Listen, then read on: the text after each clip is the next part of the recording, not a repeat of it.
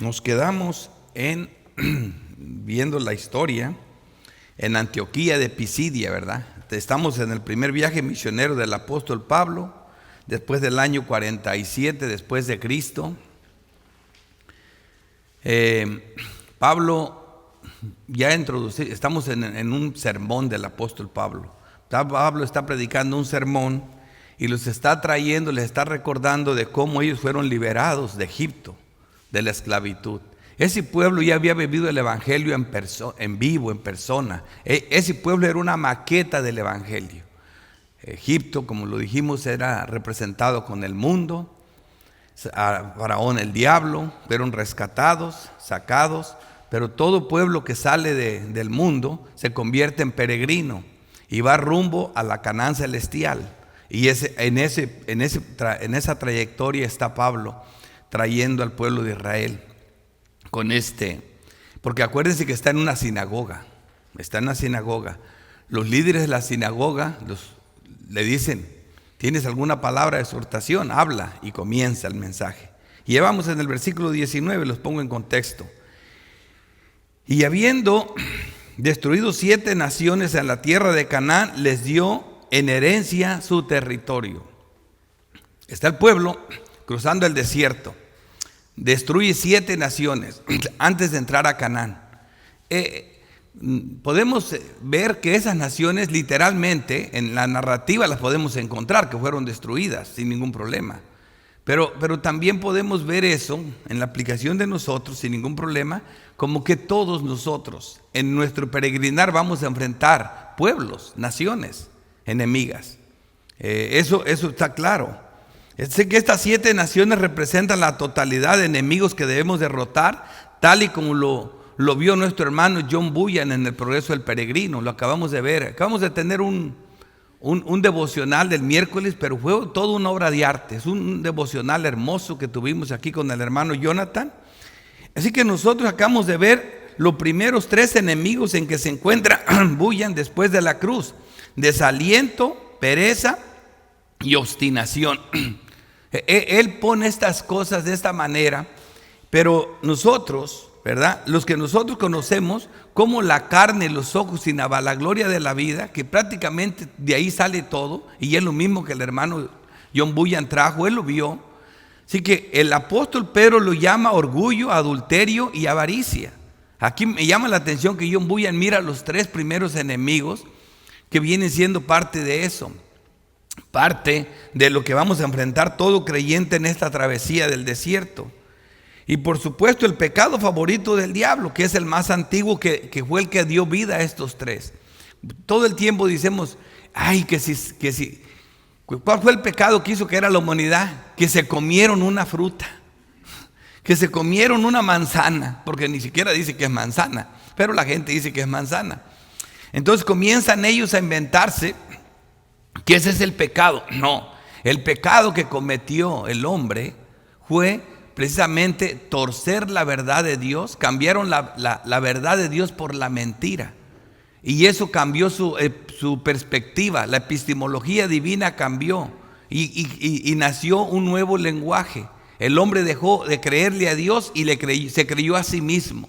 Eso fue lo que ocurrió, y 3 pecados nacieron ahí: el deseo de la carne, el deseo de los ojos y el orgullo, la vanagloria de la vida. Estos 3 pecados han sido los pecados que han recorrido todo el tiempo, y estos 3 pecados de aquí nacen los 7 enemigos, los 7 pueblos, toda la gente que vamos a enfrentar entre nosotros. Y lo peor de todo, que tenemos el enemigo en casa, como un caballo de Troya. Entró a nosotros, porque a veces lo buscamos afuera, pero está en nosotros ya. El deseo de los ojos, el deseo de la carne, la vanagloria de la vida, siempre lo andamos buscando afuera. No, ya se metió. ¿Se acuerdan de lo del caballo de Troya, verdad? Le era como un regalo, ¿verdad? Y entra al caballo adentro de la ciudad, de la muralla, y adentro del regalo estaban los enemigos. Así entró como un regalo, como una oferta preciosa: seréis como Dios, no morirás, no morirás. Y ahí entró, y ahora está en nosotros. ¿De dónde los pleitos? ¿De dónde las guerras? De nosotros, de adentro de nosotros. Así que esto es lo mismo que estamos viendo aquí, pero yo estoy haciendo el cambio de la predicación al evangelio siempre. Y habiendo destruido 7 naciones de la tierra de Canaán, les dio en herencia su territorio. En este peregrinar vamos a hacer lo mismo que ellos. No hay otro camino más corto. De estos 3 pecados raíz dependen todos los pecados y tentaciones que utilizará el diablo y sus demonios para complicarnos la travesía por el desierto. Suframos sabiendo que Dios siempre cumple lo que promete. Él pelea nuestras batallas y no estamos solos. Es una guerra. Al final de cuentas, como el enemigo está dentro de nosotros, ¿cómo lo sacamos? ¿Con qué armas peleamos? Se convirtió en una guerra espiritual. Así que nuestras armas no son carnales, son poderosas, espirituales. Y el enemigo de nosotros no tiene nada que ver con la carne ni con la sangre, sino contra principados, contra demonios y contra potestades. ¿Se fijan la diferencia? Lo literal a lo espiritual, hay una diferencia. Allá realmente eran amalecitas los que se enfrentaron en el camino, los edomitas, cuando trataron de usar a Balaam para que maldijera al pueblo de Dios. Balaam parece que perdió la pelea, pero no. ¿Qué le dijo Balaam a Balac? Este pueblo está bendito, pero tiene un punto débil. Hazlo pecar. Es intocable, pero hazlo pecar. ¿Y qué usó? Uno de estos pecados del diablo, el adulterio. Les mostró a las hermosas moabitas y por las mujeres el pueblo pecó. Una mortandad. Entonces siempre el diablo se va a usar de esos pecados. Así que en esta guerra, en este desierto que estamos cruzando, el pueblo no estaba solo. Tenía de noche la nube, la luz, la columna de fuego, y de día la nube, protegiéndolos del sol y protegiendo la oscuridad. Nosotros tampoco estamos solos. Vemos un ejemplo de cómo el pueblo de Israel no estaba solo. Estos ejércitos no simplemente eran literales. Detrás del ejército literal había algo espiritual. Y es lo mismo, mire, lo que le ocurre aquí a 2 hombres, a un profeta y a su ayudante, en 2 de Reyes 6:14. Entonces el rey, dice, entonces envió el rey allá gente de a caballo. ¿A qué? Iban por Eliseo y por su criado, Giese, y carros. Dice, un gran ejército para 2 hombres. Un gran ejército, los cuales vinieron de noche y sitiaron la ciudad. Y se levantó de mañana y salió el que servía al varón de Dios, que era Giese. Y he aquí el ejército que tenía sitiada la ciudad con gente de a caballo y carros. Fíjate, esto es sorprendente, para que vean la diferencia, el cambio de lo literal a lo espiritual. Porque no esperes que vas a pelearte con 3 ciudades y ande viendo la política. ¡Ah, esta es Rusia, esta es China! No, cálmate, eso no te hace nada a ti. Eso podrán matar al mundo, pero a nosotros no nos hace nada. La parte espiritual, nuestras guerras se pelean espirituales. Entonces su criado le dijo, Señor mío, ¿qué haremos? Yo voy a contestar la misma pregunta. ¿Qué haremos? Él le dijo, no tengas miedo, no temas. No temas, manada pequeña, porque más son los que están con nosotros que los que están con ellos. El problema ni siquiera era el ejército ni los carros, sino los que estaban con ellos también. O sea, dice uno, bueno, ¿qué está diciendo el texto? Lo que está diciendo el texto. No era ni siquiera el problema todos ese ejército, los carros, sino los demonios que venían acompañando a ese ejército. Pero son más los que están con nosotros. Oró al Señor y le mostró todo el ejército celestial que estaba listo para defenderlos de aquel ejército tanto terrenal como el ejército de demonios que venía con ellos. Eso ya lo hemos enseñado mucho, pero esa es la travesía y quiero que sus mentes hagan el cambio. Están leyendo esto, el pueblo cruzó, sí. ¿Tú crees que a Amalek lo vencías con la mano levantada? ¿Tú te imaginas la escena? A 2 hombres deteniéndole la mano a Moisés, porque cuando se le bajaba la mano perdía, pero Amalek ganaba. Cuando le subía la mano, Amalek empezaba a perder y ahí están peleando. Le pusieron que acomodar una piedra porque ya no podían detenerle la mano. ¿Por qué? Porque esa pelea la estaba peleando Dios. Es igual ahora en nuestros tiempos. Dios pelea nuestras batallas. Y lo estoy trayendo con la Biblia. ¿Y qué estamos viendo? Una predicación. Sí, pero la estoy conectando con la palabra de Dios. Porque si no, tú lees aquí tan sencillo. Y habiendo destruido 7 naciones en la tierra de Canaán, les dio en herencia su territorio. Sí, pero caminaron. No es fácil cruzar el desierto. Ahí pasaron 40 años. Así que aquí vemos el primer texto de Reyes que prueba que no estamos solos en esto. Pero vamos a traerlo a la doctrina, a nuestro tiempo, para que vean que es la misma cosa. En 2 de Tesalonicenses 2:7 dice: porque ya está en acción el misterio de la iniquidad. O sea, ya, la guerra sigue. La vimos en Reyes allá, ¿verdad? La vimos en el texto que acabamos de ver de 2 de Reyes 6. Ahora aquí está, ya está en acción el misterio de la iniquidad. Solo que hay quien al presente lo detiene. ¿Lo detiene de qué? De que acabe con el mundo. Porque finalmente va a acabar con el mundo. Eso es lo que tiene que hacer, porque Dios quiere que así sea. Hasta que a su vez se ha quitado de en medio lo que lo detiene. Y ya sabemos que lo que lo detiene, nosotros gracias al Señor ya estudiamos la Biblia, lo detiene que tanto una cosa como una persona. La persona es Dios y las cosas son acontecimientos. No vendrá, la apostasía no vendrá hasta que sea salvado el último gentil, hasta que se haya predicado el evangelio a toda criatura, a todo el mundo, ¿verdad? Entonces hay ciertos acontecimientos que tienen que ocurrir primero antes de que eso ocurra.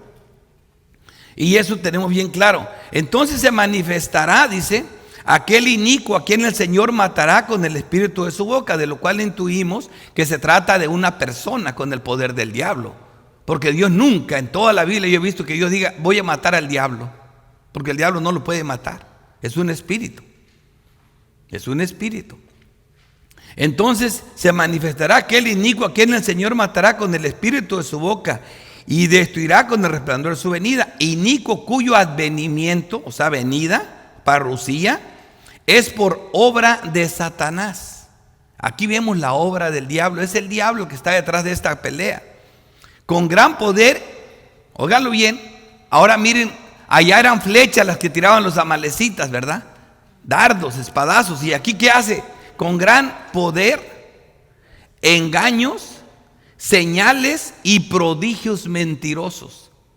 ¿Cómo es que están las iglesias llenas de gente? Porque les prometen ese poder, señales y prodigios mentirosos. Venga, problemas de dinero, venga con nosotros. Problemas con los hijos, de drogas, de matrimonio, venga con nosotros. Nosotros los sanamos. Y ahí van las multitudes, se llenan las iglesias. ¿Por qué? Porque todo el mundo tiene necesidades y ellos ofrecen curar esas necesidades. Y ahí es donde se pierde. Es la mentira del diablo. El diablo le promete a la gente algo mejor que Dios. Así empezó en el Edén. Dios plantó en el huerto árbol delicioso a la vista, bueno para comer. Y resulta que Eva, ahora después de que comió del árbol, vio que el árbol era bueno para comer y delicioso a la vista. Pues es lo mismo que Dios le dijo y lo mismo que Dios hizo. Pero vio el árbol malo como bueno y el árbol bueno lo vio malo. Le cambió la mente. Y eso es lo que tenemos que ver nosotros. Aquí es lo que estamos viendo. Inicuo cuyo venimiento es por obra de Satanás con gran poder, señales y prodigios mentirosos, con todo engaño e iniquidad para los que se pierden. Porque para mí me daba un peso, hermano, una conciencia. Yo decía antes, ¿cómo es posible que esta gente de la luz del mundo les muestran a su líder abusando de niñas, de niños? Lo ven en la tele, en las imágenes y dicen: no, es un santo, él va a salir. Digo yo, ¿qué es eso, Dios? Tu palabra que no miente. Los entregué. Mira, ¿qué es eso? Aquí está. Por esto Dios les envió un poder engañoso para que crean a la mentira. ¡Wow! Dios les envió un poder engañoso para que crean a la mentira. Esto debe de ponernos a temblar. Por eso no hay manera que entiendan. Les hablas, no hombre, siguen obstinados con eso. Yo le trato de hablar a un hombre de la palabra, pero cuando no le veo cordura, le digo: yo aquí me detengo. Tú eres de esos ciegos que Dios, ya estás encegado. Y lo hizo Dios. Por esto Dios les envió un poder engañoso para que crean la mentira. ¿A fin de qué? A fin de que sean condenados todos los que no creyeron en la verdad. Esa fue la que se distorsionó en Génesis 3. La verdad, cambiaron la verdad por la mentira. De ahí nacieron los pecados, ahí están los pueblos enemigos, ahí están las 7 naciones que nos van a atacar todo el tiempo. Hay que entender la palabra, eso es lo que tenemos nosotros. La mentira dio a luz estos 3 pecados. Carne, ¿verdad? Ya vimos nosotros eso. Los deseos de la carne, los deseos de los ojos y la vanagloria de la vida. A fin de que sean condenados todos los que no creyeron a la verdad, sino que se complacieron en la injusticia. Ahí está, lo que dio a luz la mentira, la injusticia y el pecado. Ahora el contraste, la protección de su pueblo de día y de noche como en el desierto de Israel.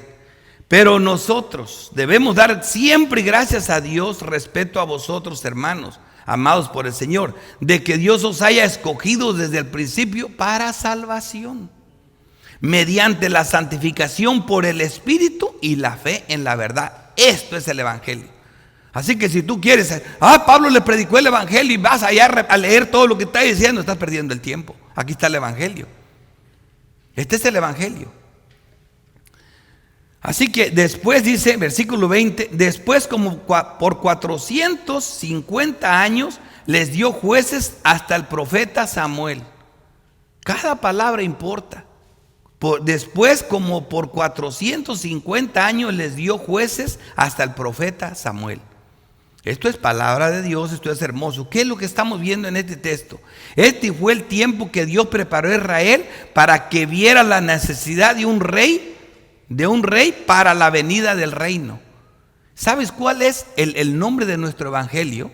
Es el evangelio del reino de los cielos, el evangelio del reino de Dios. Jesucristo le dijo a Nicodemo: para que entres a este reino tienes que nacer de nuevo. Este no es el evangelio de arrepiéntate. Este no es el evangelio de llamar al arrepentimiento. Este no es ese evangelio. Este no es ese evangelio. Y tuvimos una discusión acalorada ahí arriba.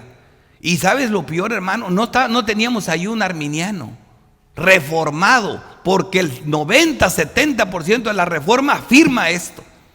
Que es el arrepentimiento. Todos venimos a Dios en arrepentimiento y fe.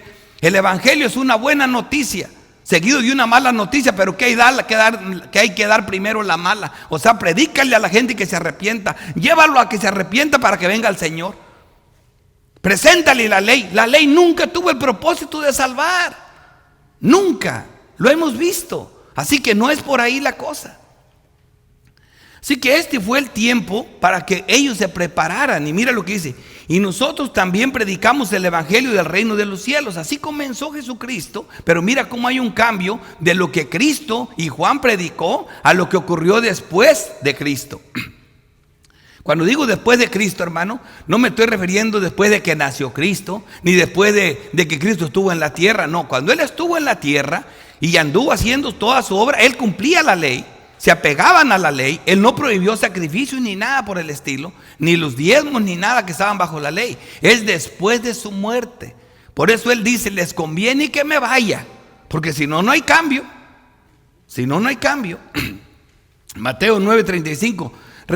Recorrió Jesús todas las ciudades y aldeas, enseñando en las sinagogas de ellos y predicando el evangelio del reino. El evangelio del reino, Mateo 24. Y será predicado este evangelio del reino en todo el mundo, pero comenzando con los judíos. Marcos 1:14. Después de Juan fue encarcelado, Jesús vino a Galilea predicando el evangelio del reino de Dios. El evangelio del reino de Dios. Lucas 8:1. Aconteció después que Jesús iba por todas las ciudades y aldeas predicando y anunciando el evangelio del reino de Dios, ahí los 12 con él. No predicaban otra cosa. Eso era. Ahora, mira Hechos 8:12. Pero cuando creyeron a Felipe, que anunciaba el evangelio del reino de Dios y el nombre de Jesucristo, se bautizaban hombres y mujeres. Aquí estamos viendo una transición. Aquí se incluye a Jesucristo. Y ya mira en el nuevo. Mira en el nuevo ya no encuentras nunca esto. El evangelio del reino de Dios. Ya no hay, esa palabra no existe en las doctrinas de los apóstoles, perdón. No en el nuevo, en la doctrina de los apóstoles. Acá ya cambia. En Romanos 1:1 dice: Pablo, siervo de Jesucristo y llamado a ser apóstol, apartado para el evangelio de Dios. Ahora es el evangelio de Dios. Segunda de Tesalonicenses 1:8, en llama de fuego para dar retribución a los que no conocieron a Dios, ni obedecieron el evangelio de nuestro Señor Jesucristo. ¿Ves? ¿Ves por qué cambia? El evangelio de nuestro Señor Jesucristo, ya la obra fue consumada, ya se estableció el reino nuevo, y este es lo que estamos viendo aquí. Segunda de Timoteo 2:8, acuérdate de Jesucristo, del linaje de David. Hermanos, aquí, por eso los traigo aquí, estamos viendo la transición del linaje de David, resucitado de los muertos conforme a mi evangelio. Este es el hijo de David, que él mismo David llamó mi Señor, Lucas 20. Entonces él les dijo, ¿cómo dicen que el Cristo es hijo de David? Porque eso era lo que se decía, ¿verdad? Y es verdad. Pues el mismo David dice en el libro de los Salmos, dijo el Señor a mi Señor, siéntate a mi derecha. Jesucristo, al hijo de David lo llama Señor, ¿verdad? Entonces estamos viendo la diferencia de la tipología a la realidad. Eso es lo que Cristo les muestra, ¿me entienden? El hijo de David se convierte, o sea que mi reino apuntaba al reino de Jesucristo. Es lo que David les dice. Es él el bueno. Él es, yo fui como por ejemplo el tipo, él es el antitipo. Hasta que ponga a tus enemigos por estrado de tus pies, y David pues le llama Señor, ¿cómo entonces es su hijo? ¿Verdad? Pero eso es lo que vemos, el cambio de qué, de la tipología, de la maqueta a la realidad. Versículo 21, luego pidieron rey, y me encanta esto, y Dios les dio a Saúl, y que parece que Dios fracasa, ¿verdad? Y Dios le dio a Saúl, hijo de Cis, varón de la tribu de Benjamín, por 40 años. ¿Qué es esto? Este rey se los dio en su ira y oposición al liderazgo divino. Una tras otra ponía jueces y siempre terminaban rebelándose contra Dios. Y pidieron rey, ese era el propósito. Porque cuando yo les dije que Dios estaba preparando al pueblo con los jueces para la venida del rey, podrían decir todo, espérate, pero cuando pidieron rey fue un pecado. En la manera que lo hicieron, sí. Pero ¿tú crees que entonces todo el reinado de David, todo lo que seguía, fue porque el pueblo cometió un pecado? No, pecaron en cómo pidieron rey. Dijeron, queremos un rey porque queremos ser como las demás naciones. Cuando Dios los gobernaba, ahora Dios los iba a gobernar por medio de su rey, pero el rey que Dios les iba a dar tenía que ser un rey conforme a la voluntad de Dios, no conforme a sus caprichos, no para ser igual que todas las naciones. Mira lo que dice Oseas 13:9. Te perdiste, oh Israel, mas en mí está tu ayuda. Te perdiste, oh Israel, mas en mí está tu ayuda. Se perdieron con Saúl, pero no con David. ¿Se me entiende? Mira la diferencia. Ahora, pastor, ¿usted está sacando este versículo de contexto? No, porque apenas estoy introduciéndotelo. Estoy hablando, pero usted está hablando de Saúl. Sí, yo estoy hablando de Saúl. Mira lo que dice, versículo 10. Estoy hablando de Oseas 13. Versículo 9 te dice, te perdiste, oh Israel, mas en mí está tu ayuda. Te perdiste con Saúl, pero no con David. Mira lo que dice, ¿dónde está tu rey para que te guarde con todas tus ciudades y tus jueces? ¿Ves cómo los jueces prepararon para la venida del reino? De los cuales dijiste, dame rey y príncipes. Te di rey en mi furor y te lo quité en mi ira. Ahí está. Para que vean por qué el rey Saúl no tenía nada que ver con el de David. Así que qué hermoso es la palabra. Mira el versículo 22, continuamos con la lectura. Yo estoy conectando lo que sabemos de la Biblia para que disfruten el sermón. Está predicando el apóstol Pablo, Estamos en Antioquía de Pisidia, predicando un sermón en el año 47, posiblemente a finales del 47, principios del 48 después de Cristo. Ok, versículo 22, quita a este. Le levantó por rey a David. Dice, quitado este, les quitas a él y le levanta por rey a David, de quien dio también testimonio diciendo, he hallado a David, hijo de Isaí, varón conforme a mi corazón. Que este hombre es conforme a mi voluntad. Este hombre va a hacer lo que yo quiero. Mira, ¿cuántas veces han escuchado, y hasta aquí en la Reforma los profesores, acuérdate que David tenía un corazón conforme al corazón de Dios? No, hermano, Dios no tiene un corazón que asesina y adulteria y peca y comete los pecados que cometió David. Eso no es así. Solamente este rey fue escogido por Dios. Este rey fue conforme a la voluntad de Dios, conforme al corazón de Dios para su pueblo. Este rey iba a ser la voluntad de Dios. Eso es lo que está diciendo el texto.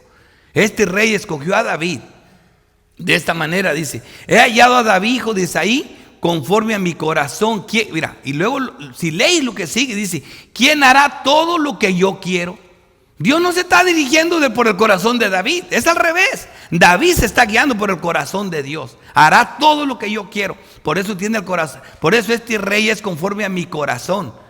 Hermanos, el mismo Señor Jesucristo, cuando comenzó a reinar su reino, dice: yo no hablo mis palabras, yo no reino conforme a voluntad, yo reino conforme a la voluntad del que me envió. Yo solo las palabras del que me envió digo. Saúl no hacía eso, David sí lo iba a hacer. Entonces es el cambio que estamos viendo. Este rey vino en misericordia, porque se arrepintieron de sus pecados. Este rey se los dio Dios conforme a sus planes y propósitos. Un rey que gobierne conforme a la voluntad de Dios, este solo sería el tipo de nuestro rey, el cual solo habló las palabras de Dios. Este rey fue perfecto en palabra y obra. Este apuntaba al reinado de David. 23. De la descendencia de este, ¿ves a dónde va?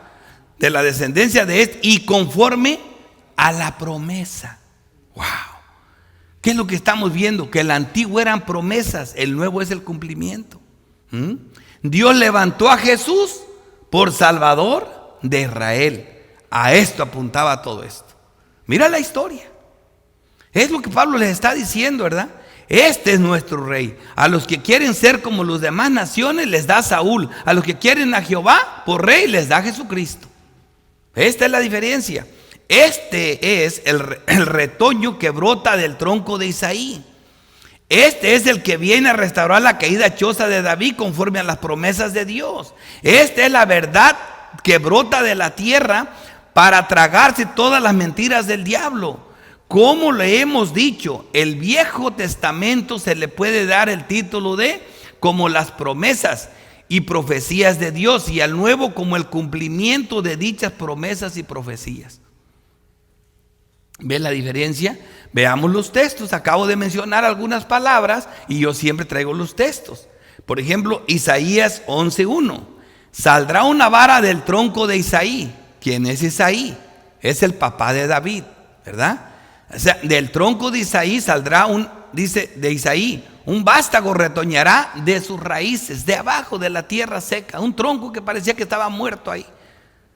Y reposará sobre él el espíritu de Jehová, conforme a la voluntad de Dios. Este rey es el que gobierna conforme al corazón de Dios. Este es el al que apuntaba aquel reinado. Ay, acuérdate que David tenía un corazón como el corazón de Dios, y aún fue capaz de pecar y matar a la mujer de Uría. Mal, ¿me entienden? Le enseñan mal al pueblo de Dios, porque leen el texto y no lo conectan con todas las escrituras. Y ahí está uno diciendo: ay, pues entonces tengo razón, yo también peco así de feo. No se me agarren de ahí. Como les digo, yo ya lo he dicho, ya basta de poner a David como ejemplo de todo. David no está modelando al hombre cómo debe de ser con los papás, con los hijos, con las mujeres. David está modelando un rey. Es todo lo que está haciendo. ¿Quieres saber cuál es el modelo de familia? Abraham. Pero a ese no lo sigues, lo critican. Abraham es el modelo de familia. Así que Isaías 11:1 dice: saldrá una vara del tronco de Isaí, un vástago retoñará de sus raíces. Reposará sobre él el espíritu de Jehová, espíritu de sabiduría y de inteligencia, espíritu de consejo y de poder, espíritu de conocimiento y del temor de Jehová. Wow. Y le hará entender diligente en el temor de Jehová. No juzgará según la vista de sus ojos, ni arguirá por lo que oigan sus oídos. Este rey es el que nos convenía. Sino que juzgará con justicia a los pobres y arguirá con equidad para los mansos de la tierra. E irá a la tierra con la vara de su boca, y con el espíritu de sus labios matará al impío. El impío, ¿ya ves cuál estamos hablando? Del de Segunda de Tesalonicenses que vimos ahorita. Con el espíritu de sus labios matará al impío. Este es Cristo Jesús. Este es el que viene de bolsa, que sus vestidos vienen ensangrentados. Este es el que en la primera venida vino, no para juzgar al mundo, sino para salvarlo. En su segunda venida no viene a salvar a nadie, viene a juzgar. Y será la justicia cinto de sus lomos y la fidelidad ceñidor de su cintura. Ahora vemos la raíz que brota de la tierra. Hechos 15:16. Después de esto volveré y reedificaré el tabernáculo de David que está caído, y repararé sus ruinas y lo volveré a levantar, para que el resto de los hombres busquen al Señor y todos los gentiles sobre los cuales es invocado mi nombre. Qué hermosura. Esta es la predicación que está trayendo el apóstol Pablo. Yo la estoy conectando con las escrituras. Estoy haciendo la transición del antiguo al nuevo. Apocalipsis 5:5. Y uno de los ancianos me dijo: no llores, he aquí que el león de la tribu de Judá, la raíz de David, de la tierra seca, lo que brota de la tierra, ha venido para abrir el libro y desatar sus 7 sellos. Ahí están, las 7 naciones enemigas. No estoy alegorizando la Biblia, eso es simbolismo. Es la totalidad de nuestros enemigos, la totalidad de todo. Apocalipsis 22:16. Yo, Jesús, he enviado mi ángel para daros testimonio de estas cosas en las iglesias. Yo soy la raíz y el linaje de David, la estrella resplandeciente de la mañana. ¿Ves? Así que la verdad que brota de la tierra y se come al río de mentiras del diablo, la vimos como una promesa en el Salmo 85:11. La verdad brotará de la tierra, es una promesa con matices de profecía. Y la justicia mirará desde los cielos. O sea, la solución del pecado es la verdad que brota de la tierra. El Dios del cielo mira la obra de Cristo y se da por satisfecho. Y eso es la propiciación del pueblo de Dios. ¿Entienden? Así que la verdad se traga el río de mentiras que abrió el diablo. Y eso lo vimos, ya no lo voy a explicar. Allá en Apocalipsis 12, ¿verdad? Donde el dragón le avienta a la mujer que representa a la iglesia todo un río para que se la trague. Dice, pero la tierra abrió la boca y se tragó el río. Ahí está la verdad escondida para nosotros. Nosotros la disfrutamos. La gente no sabe ni lo que eso significa. Pero gracias a Dios son palabras que salen de la Biblia. Y eso es porque conocemos la Biblia. Lo poquito que conocemos, porque no la conocemos. Eso mismo le dijo Pedro del descendiente de David. Pablo, sin ser enseñado por Pedro, predicaba las mismas promesas de salvación y la venida del reino del eterno Hijo de David. En Hechos 2 vemos eso, 25. Porque David dice de él: veía al Señor siempre delante de mí, porque está a mi diestra, no seré conmovido. Por lo cual mi corazón se alegró y se gozó mi lengua, y aún mi carne descansará en esperanza. Porque no dejarás mi alma en el Hades, ni permitirás que tu santo vea corrupción. Mira las palabras de David, no sabía de qué estaba hablando. Me hiciste conocer los caminos de la vida, me llenarás de gozo con tu presencia. Varones, hermanos, se os puede decir libremente del patriarca David que murió, fue sepultado y su sepulcro está con nosotros hasta el día de hoy. Entonces, ¿ves la transición? Pero siendo profeta, es lo que Pedro está haciendo, esa transición. Que entendamos a qué apuntaba todo ese reinado de David. Pero siendo profeta David, y sabiendo que con juramento Dios le había jurado que de su descendencia, en cuanto a la carne, levantaría a Cristo para que se sentase en su trono, viendo antes habló de la resurrección de Cristo. Esta es la diferencia de nuestro evangelio, la resurrección de Cristo. Grábense siempre esto: el evangelio que predicamos nosotros tiene su base en la resurrección. Si no hay resurrección, no hay evangelio. Que su alma no fue dejada en el Hades, ni su carne vio corrupción. Y a este Jesús resucitó Dios, del cual todos nosotros somos testigos. Así que, saltado por la diestra de Dios y habiendo recibido del Padre la promesa del Espíritu Santo, ha derramado esto que a vosotros veis y oís. El evangelio que predicamos nosotros tiene su base en la resurrección. Ahorita voy a tocar un punto porque quieren preguntar cómo predicar el evangelio. Entonces, si no predico el arrepentimiento, ¿qué predico? Bueno, es lo que estamos viendo. Esto tienes que predicar. El evangelio tiene que ver con la resurrección. Ahí tiene su raíz, su base. ¿Por qué David no subió a los cielos? Pero él mismo dice: dijo el Señor a mi Señor: siéntate a mi diestra hasta que ponga a tus enemigos por estrado de tus pies. Sepa pues ciertísimamente toda la casa de Israel que a este Jesús a quien vosotros crucificaste, Dios le ha hecho Señor y Cristo. No vieron la transición, no vieron el cambio. Y aquí vemos en el 24, este texto es una hermosura de texto. Aquí es donde yo agarro la palabra de Dios y lo vuelvo a leer y como que si la acariciara, no sé qué hacer, pero esa discusión que tuvimos allá arriba, en un sínodo, le digo que tuvimos un sínodo, tuvimos esa discusión. Este texto, hermano, parece que no es tan insignificante, tiene todo lo que nosotros estuvimos discutiendo. Mire lo que dice, versículo 24. Antes de su venida, predicó Juan el bautismo de arrepentimiento. ¿Y a quién? A todo el pueblo de Israel. Esa es toda la clave por la que están perdidos. No han entendido, le está predicando arrepentimiento a los que necesitan vida. ¿Me entienden? Ellos necesitan vida. Sí, pastor, pero yo les puedo decir que se arrepientan. Yo sé que no pueden, pero acuérdense que se les predicó a los huesos secos y ellos no podían tener vida, pero Dios les dio vida. Se está hablando, sí, se le llama a los huesos secos. Cuando nosotros predicamos el evangelio, estamos predicando aquí a muertos espirituales. ¿Pero qué les estamos predicando? Hay una forma de que vivas. Dios te puede dar vida. Ese es el evangelio, la vida. ¿Qué dice Juan? Tú ves el evangelio de Juan, hermoso, largo, el sermón del aposento alto, el más glorioso de los sermones que he visto en mi vida. ¿Y cómo dice Juan? ¿Para qué escribí todo esto?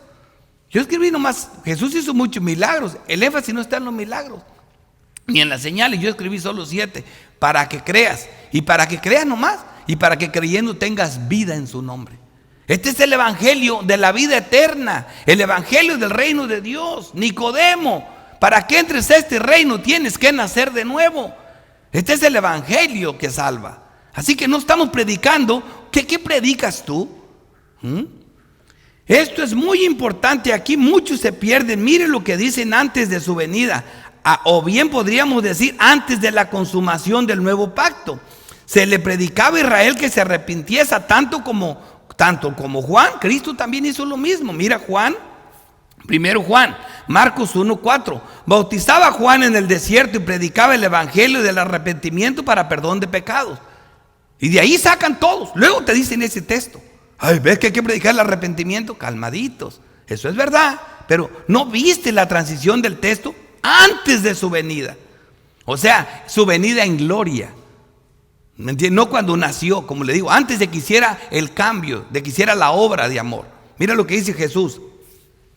Después que Juan fue encarcelado, Jesús vino a Galilea predicando el evangelio del reino de Dios, diciendo: el tiempo se ha cumplido y el reino de Dios se ha acercado. Arrepentíos y creed en el evangelio. Esta es la palabra que los mata. Arrepentíos y ahora sí cree. Así que primero te arrepientes para que luego creas, porque Jesús lo dijo: de aquí no me sacas aunque me mates. Pues obviamente. ¿A quién le dijo eso? Ahí lo acabamos de ver en el texto. Al pueblo de Israel. ¿Acaso no eran de ustedes las promesas? ¿No son ustedes los llamados? ¿No son ustedes los elegidos? ¿No son los escogidos por Dios? ¿No son el pueblo de Dios? ¿Acaso los dones de Dios son irreversibles? ¿Acaso Dios no promete lo que cumple? Ese pueblo se tenía que arrepentir porque era el pueblo de Dios. Como cualquier persona que dice que nació de nuevo. Si naciste de nuevo, entonces fuiste salvado para buenas obras. El arrepentimiento es lo que prueba que naciste de nuevo, si no eres un charlatán mentiroso. Si no has nacido de nuevo. Porque las obras es lo que significa el arrepentimiento que da el Espíritu Santo cuando naces de nuevo, como lo vamos a ver ahorita. Así que eso es lo que Jesús está diciendo. Arrepiéntanse y crean el evangelio que no lo creen. Las dos cosas les hacen falta a ustedes. Ni siquiera con el arrepentimiento tienen que creer el evangelio. ¿Cuál evangelio? ¿Te imaginas, hermanos, la situación? Yo quisiera que entendiéramos más. Me desespero a veces porque digo yo, los sumos sacerdotes, Caifás, Anás, todos ellos no creían en la resurrección. ¿Quiénes eran? Ellos eran. ¿Me entiendes? ¿Qué pueblo era? Acuérdate quiénes. Había 3 pueblos que eran enemigos: los herodianos, los fariseos, y ellos ¿quiénes eran? Los saduceos, el pueblo de los sacerdotes, los saduceos, no creían en la resurrección. ¿Te imaginas? Y esa es la base del evangelio. Por eso Jesús le dice: arrepiéntanse y crean el evangelio. ¿Cuál evangelio? El de la resurrección. Si Cristo no resucitó, si erremos de la Biblia, somos los más mentirosos, nunca hablemos de Dios. Somos dignos de condenación y somos la peor gente de este planeta Tierra. Si Cristo no resucitó, pero Cristo resucitó. Este evangelio se basa en la resurrección. El pueblo escogido siempre está obligado a arrepentirse. Para eso fue salvo, tal y como lo vemos con los escogidos del Nuevo Testamento. Así que, hermanos, hasta aquí me voy a detener, pero me voy a detener con este texto. ¿Tú quieres predicar el evangelio? Mira, yo no quiero que cometas este error. Cuando le preguntan a Jesús, le dijo: Señor, enséñanos a orar. Jesús le dice: cuando oren, hagan esto: Padre nuestro que estás en los cielos, santificado sea tu nombre, venga tu reino. ¿Y qué hice yo toda mi vida cuando era niño? Yo así me paraba, me sentaba y decía: Padre nuestro que estás en los cielos, santificado sea tu nombre. Y repetía la oración del Padre nuestro y a dormir. No sabía ni lo que decía. Cuando yo le digo que este texto es la predicación del evangelio, no quiero que se lo aprendan de memoria, y a cada persona que agarren empiece: y él los dio vida cuando estaban muertos, vuestros libros y pecados, con lo cual las anduviste. No, calmado. ¿Me entienden? Este texto lo tienes que saber porque este es el evangelio. Los evangelistas, los hombres de Dios, hermanos, por eso dice: ¿cómo predicarán si no? Mira, cuando hablamos, una cosa es la predicación. La predicación yo se la doy a ustedes. Yo no le, pastor, pero usted no le predica a los incrédulos. Yo no le predico a ni un incrédulo. A mí no me constituyó Cristo para predicarle allá a la gente. No, a ustedes. Para perfeccionar y edificar al pueblo de Dios. Para ustedes soy pastor. Soy don para ustedes. Y también yo tengo que hacer, igual que Timoteo, obra de evangelista. Pero ahí soy yo y todos ustedes junto conmigo. Es otro tema. Obra de evangelista, ¿verdad? O sea, ¿qué es? Predique el evangelio a la persona para que se salve. Ahí es otra cosa. Pero a ustedes yo no les predico el evangelio para que se salven. Yo les hablo de todo el consejo de Dios, los instruyo en todo, les hablo el evangelio, predico la palabra a tiempo y fuera de tiempo. Significa, les guste o no les guste, pero esa es la palabra, que redarguye, que reprende y que corrige. Esa es la diferencia. Así que no confundamos las cosas. Yo también, y Javier y todo el pastor, haz obra de evangelista también, Timoteo. No solo prediques, ya sé que predicas, pero también igual que todos los demás. Y esta es la obra de evangelista. Y mira, porque por gracia sois salvos por medio de la fe. Y esta no de vosotros, pues es un don de Dios. Perdón, yo me equivoqué. Sí, porque todavía no estoy llegando a ese texto. No por obra para que nadie se glorice. El texto que tienen que predicar, por eso es Efesios 2 del 1 al 10. Ese texto todo lo tienen que conocer, porque ahí se encuentra todo el evangelio. Y Él nos dio vida a nosotros cuando estábamos muertos en los delitos y pecados. Así que todavía no llego ahí. Me equivoqué, porque estoy hablando apenas, todavía dice: Cristo mismo dijo la diferencia y las similitudes que habría en el nuevo pacto. En el antiguo pacto se le mandó a arrepentirse por medio de las profetas. Ahora el Espíritu Santo mismo nos convence de pecado. Pero hermano, para eso yo voy a tener que terminar. Me voy a parar tantito porque si no les voy a dar oportunidad. Porque lo que les quiero decir todavía, no estoy terminando todavía con decirles la diferencia. ¿Por qué tenemos que predicar nosotros? No se le predica a una persona que se arrepienta. Ese llamado al arrepentimiento que todo el mundo dice: y pastor, ¿usted hace llamado al arrepentimiento? Eso no va así. Nosotros entendemos que dice Cristo, por eso dice Jesús: pero yo os digo la verdad, les conviene que yo me vaya, porque si no me fuera, el Consolador no vendrá a vosotros. No hay manera que Él venga si yo no me voy, ¿verdad? Mas si me fuere, os lo enviaré. Y cuando Él venga, Él convencerá al mundo de pecado, de justicia y de juicio. Hermanos, de pecado. Fíjate qué manera tan preciosa de resumir la palabra de Dios. ¿Cuál es el único pecado que puede mandar a un ser humano al infierno? El único. De pecado por cuanto no creen en mí. Ese es el pecado. El único pecado. Y la gente: pastor, ¿este es pecado? ¿Este es pecado? Y hermano, Si vieras que la obra que hizo rajar la prostituta fue una mentira, ¿me entiendes? O sea, que si es pecado, el punto es cree en el Jesucristo, cree en el Evangelio. Señor, ¿qué tengo que hacer para ser salvo? Arrepiéntete. No, cree en el Evangelio. Cree en el Evangelio, porque Jesucristo tiene palabras de vida eterna. Mira lo que dice: de pecado, por cuanto no creen en mí; de justicia, por cuanto voy al Padre y no me veréis más. Pero esa ida al Padre, ¿cuál fue la conclusión? La obra de Cristo concluida. La verdad mirará de los cielos y la justicia miró de los cielos y quedó satisfecha. Obra terminada, se hizo justicia, el justo por los injustos, porque también Cristo padeció una sola vez por los pecados, el justo por los injustos, para llevarnos a Dios, siendo a la verdad muerto en la carne, pero vivificado en espíritu. Eso es lo que dice aquí: de justicia, por cuanto voy al Padre. Pero mira lo que hizo Romanos 4:25, el cual fue entregado por nuestra transgresión y resucitado para nuestra justificación. Eso es justicia, por cuanto voy al Padre. Segunda de Corintios 13:4, porque aunque fue crucificado en debilidad, vive por el poder de Dios, pues también nosotros somos débiles en él, pero viviremos con él por el poder de Dios para con vosotros. Colosenses 1:21, y a vosotros también, que eras en otro tiempo extraños y enemigos en vuestra mente, haciendo malas obras, ahora os ha reconciliado. ¿Dónde?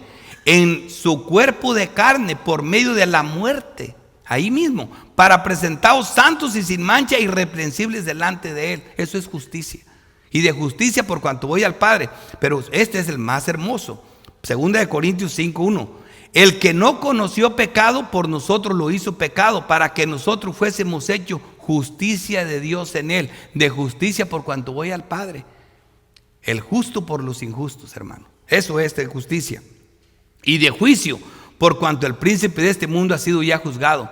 También esto hizo Dios en la cruz, sucedió en la cruz. Colosenses 2:13, y a vosotros, estando muertos en pecados y en la destrucción de vuestra carne, os dio vida juntamente con él, perdonando todos los pecados, anulando el acta de los decretos que había contra vosotros, que era contraria, quitándola del medio y clavándola en la cruz. Y despojando a los principados y a las potestades, los exhibió públicamente, triunfando sobre ellos en la cruz. Y de juicio, por cuanto el príncipe de este mundo ha sido ya juzgado. Wow. ¿Les conviene que me vaya o no? Si no me voy, no pasa esto. ¿Me entiendes? ¿Ves lo que hace el Espíritu Santo? ¿Cómo le vas a decir a una persona que se arrepienta? Continuamos con Juan 16, mostrando cómo se predica el Evangelio hoy. Y aún tengo muchas cosas que decir, pero por ahora no las podés sobrellevar. Pero cuando venga el Espíritu de verdad, Él los guiará a toda verdad, porque no hablará por su propia cuenta, sino que hablará por todo lo que oyera y os hará saber. Pero aquí es donde me voy a detener. ¿Cómo se predica el Evangelio hoy? Acuérdense de esto, con eso los dejo, porque si no, no voy a dejar que participen. Y tengo 10 minutos, así que vamos a alguna pregunta o me voy a detener aquí. No terminé, ¿eh? Sí, buenos días, pastor. Buenos días.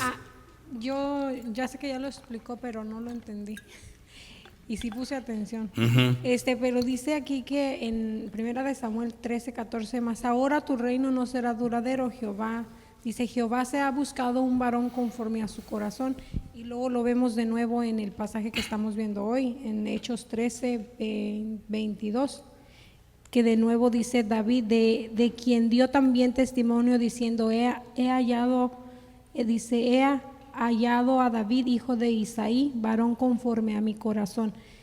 Mi pregunta es, yo entiendo que por lógica, pues Dios no quería que David hiciera todas las cosas malas que hizo, es como normal, pero no conforme al texto, pues yo veo que, o sea, pues sí, es verdad como usted dice, sí lo he escuchado y quizás hasta yo lo dije en su momento, pues tiene el corazón de Dios, pero como que se contradice, entonces no entiendo quizá en el escrito original está de otra manera, no sé si me puede explicar, por favor. No tiene nada que ver, el texto dice lo que dirá, pero cuando les conviene, el texto dice lo que dice. Por ejemplo, ¿qué dice Génesis 6?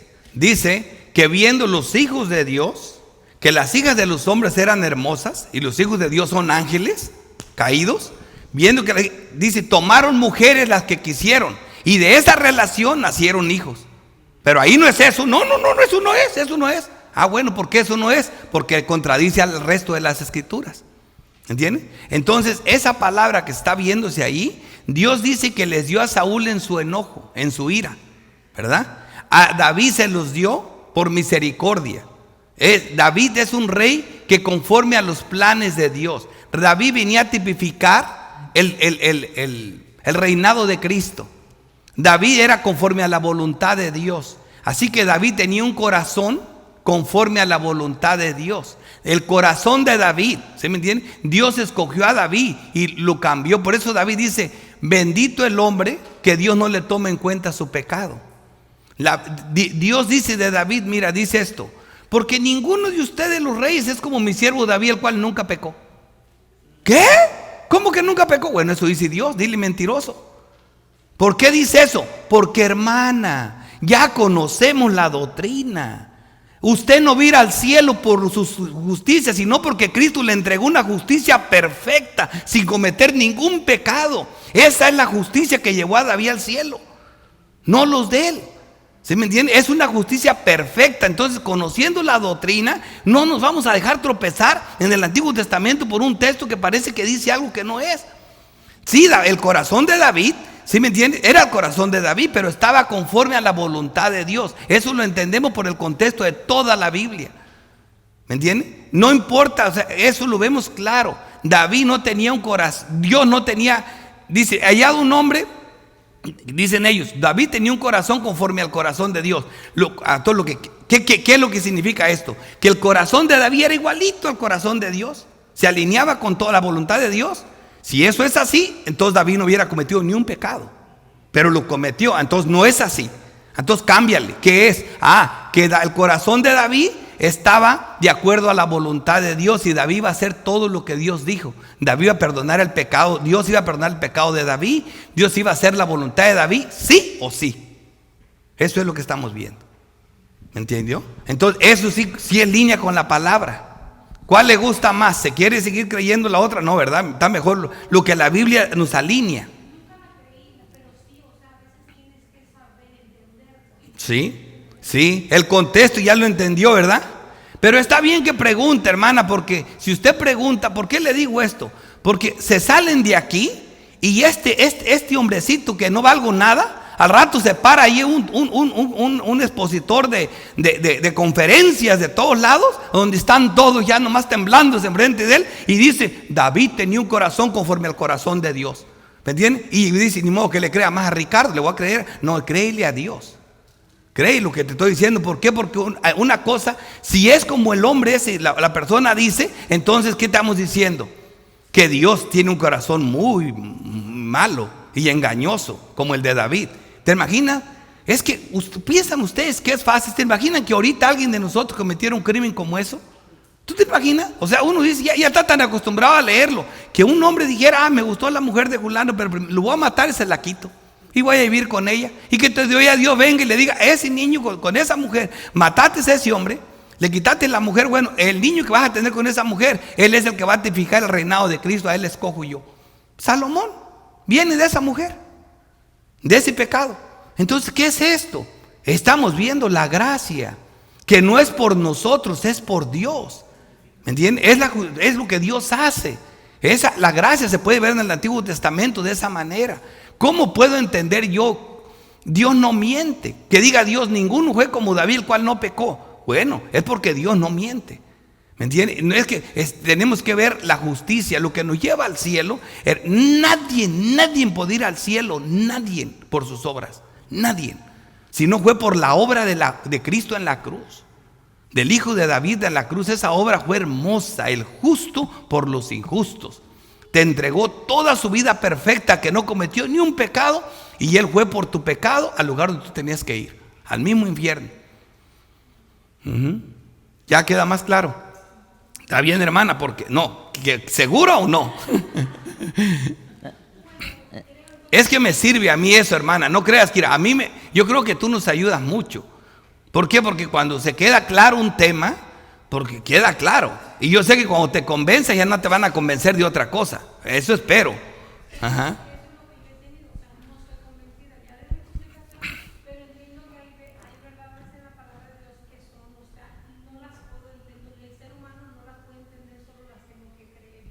No, así no. Yo no juego así, dicen por ahí. No. El uso correcto de la razón es una regla hermenéutica. Usted tiene que entender para creer. O si no, no crea. ¿Me entiende? Si no la convenzo, no crea. ¿Me entiende? ¿Por qué la convenzo? Porque la regla hermenéutica me dice que no le puedes dar ninguna interpretación al Antiguo Testamento que no le dé la doctrina. ¿Me entendió? La doctrina interpreta al Antiguo. Así que allá, para que usted tenga la claridad de aquella palabra, tiene que verlo a la luz de la doctrina de los apóstoles. ¿Me entiende? Y en la doctrina de los apóstoles usted sabe cuál era realmente. Viendo la doctrina entiende qué quiso decir la palabra con eso. David tenía un corazón conforme. Usted tiene un corazón. Si usted va a ir al cielo, usted tiene un corazón conforme al corazón de Dios. Usted tiene la justicia de Cristo. Usted tiene la mente de Cristo. ¿Ya entendió más? Bueno, nosotros tenemos la mente de Cristo. No es una clonación de cerebro. Eso es algo, una palabra espiritual. Eso es lo que estamos viendo. Ya queda bien convencida, ahora sí ya no la mueve ninguno, ¿verdad? Bueno, así. Sí. Y es que tiene razón, porque si en la Reforma no se usara eso, yo no lo explicara tan profundo. Pero es que en la Reforma se enseña eso. Por eso hay que quedar bien claros en eso. Sí. Ya. Bueno, ya no queda mucho tiempo. Solamente, bueno, primero para complementar un poquito esa parte. No es que David era un hombre conforme al corazón de Dios en el sentido de que él todo el tiempo iba a hacer su voluntad y no iba a pecar. No es en ese sentido, sino que él era un hombre conforme al corazón de Dios en el sentido de que él fue el hombre a quien Dios escogió para ponerlo por rey sobre Israel. Es en ese sentido. No hay que buscarle más, no hay que seguir divagando. Es solo en ese sentido que David fue un hombre conforme al corazón de Dios, o sea, conforme a la voluntad que Dios tenía para su pueblo de Israel y para tipificar a Cristo en cuanto a su reinado, más nada. Ahora, y lo otro que quería decir es, de pronto adelantándome un poco, pero aprovecho porque pues se tocó el tema de cómo predicar el evangelio también. Pues ya tú llegaste al versículo 24 donde habla específicamente de Juan, que predicó antes el arrepentimiento al pueblo de Israel. Bueno, eso ya debe estar claro, ¿no? Que ¿cuándo se predicó y a quiénes se les predicó el arrepentimiento? Bueno, a la casa de Israel antes de Jesucristo. ¿Y por qué a ellos? Porque pues ellos eran los únicos, fue a ellos a quienes se les dio los pactos, la promesa, la ley. Entonces ellos tenían ese conocimiento y a ellos sí se les pedía entonces que se arrepintieran. A los demás no, porque ellos no tenían ese conocimiento. Ahora, adelantándome, o sea, si ustedes siguen la lectura, va a ver que Pablo, él sigue pues explicándoles el evangelio, hablando de lo que ocurrió con Cristo, en su muerte, su resurrección, etcétera. Y llega al versículo 38 y dice esto. Estas palabras hay que subrayarlas. Dice: o sea pues notorio, varones hermanos, que por ya no por el evangelio que predicaba Juan, sino por o sea, por Cristo, os es anunciada, ¿qué cosa? Remisión de pecados. Noten, no arrepentimiento, ¿qué? Remisión de pecados. Y que de todo lo que por la ley de Moisés no pudiste ser justificados. O sea, no es por mostrarle a un pecador su pecado que esa persona se va a arrepentir y creer. No es de esa forma.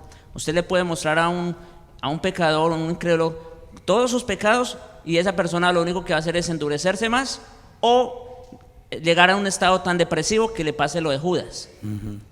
Pero ahí no termina el texto, sigue diciendo: y que de todo lo que por la ley de Moisés no pudiste ser justificados, en Cristo es justificado todo aquel que cree. Ese es el evangelio, y eso es lo que Pablo estaba predicándole precisamente a los hermanos de Galacia, la epístola que estoy predicando.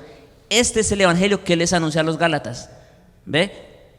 ¿Cuál? Que en Cristo es justificado todo el que cree. Y esa palabra es importante, porque cuando tú le presentas el evangelio a alguien, no la ley, sino el evangelio, Cristo, esa persona solo tiene dos opciones: cree o no cree. Si cree, eres salvo. Si no cree, ya estás fuera. Punto. Eso es lo que se debe predicar. Ahora, el arrepentimiento, eso viene después como un resultado, como un fruto. Sí. Bueno, lo que sigue en el mensaje, para la próxima vez que me toque, lo que voy a enseñar, voy a decirles cómo predicar el evangelio, cuál es el contenido del evangelio, lo que deben de saber como creyentes, porque todos somos llamados a... El don de evangelismo no está caducado, no ya pasó. Eso sigue. El evangelismo. ¿Cuáles fueron los dones que ya no se están usando más? Apóstoles y profetas, ¿verdad? ¿Se usaron en el nuevo? Sí. ¿Hubo profetas del nuevo? Sí. Pero evangelistas después del nuevo, Felipe, y más ejemplos.